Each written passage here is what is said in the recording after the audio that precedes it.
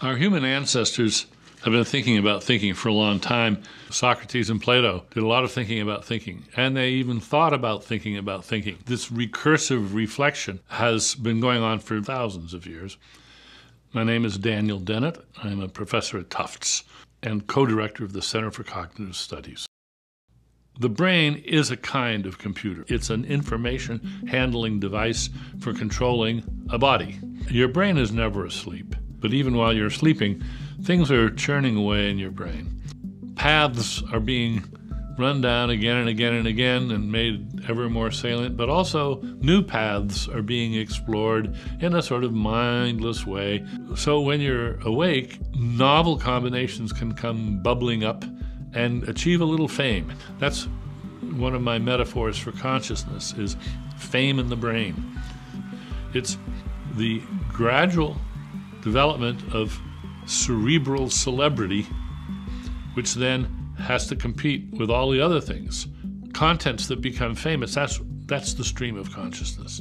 My view of consciousness, which I've been developing over many years, claims that the reason consciousness seems to be such a hard problem is because, in a certain sense, it's an illusion. It's like the user illusion on your desktop computer.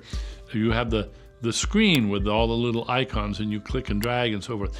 Now, that's a very metaphorical and distorted vision of what's going on inside the computer, but it's just the right one to enable you to use the computer easily and well. But it's an illusion. It's a user-friendly illusion. And my claim is that consciousness is a user-friendly illusion. Well, who's the user? Well, the rest of the brain. It's the brain's user illusion of itself, and it's what permits the brain to ignore most of the data that are roaring in at impossible rates, much more detail than you can ever use, and finding, in effect, metaphorical ways of representing that data so that it can be easily used as the basis for judgment and inference and decision, which is a hugely oversimplified rendition of the world it lives in. This rendition is not being presented to an inner I who sits in the little control room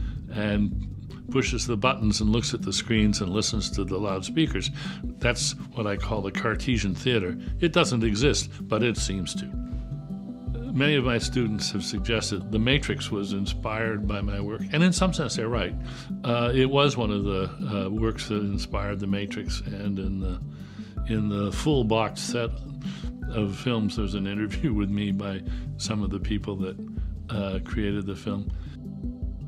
Been called a cross between Santa Claus and Darwin. Well, Darwin is one of my all-time heroes.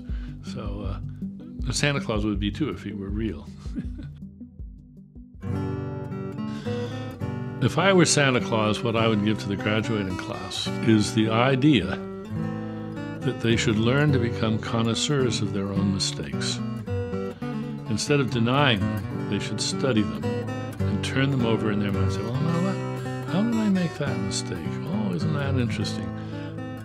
That's the way you learn from your mistakes. One of the things you have to realize, and I teach this to my students, is that all learning depends on mistakes. Don't worry, blurt it out. That gives you a start. It may be wrong, but that way at least you've taken the first step. I am very grateful to be alive and thriving in this wonderful world. It's a great place, and this great place is the work of many hands over many generations. And goodness is simply that accumulated contribution from our ancestors and our peers and our neighbors and our friends. And the only way to repay that is to add to the goodness yourself. And any way that you can do it is good. As long as you find a way of giving more than you get, then your life has been a success.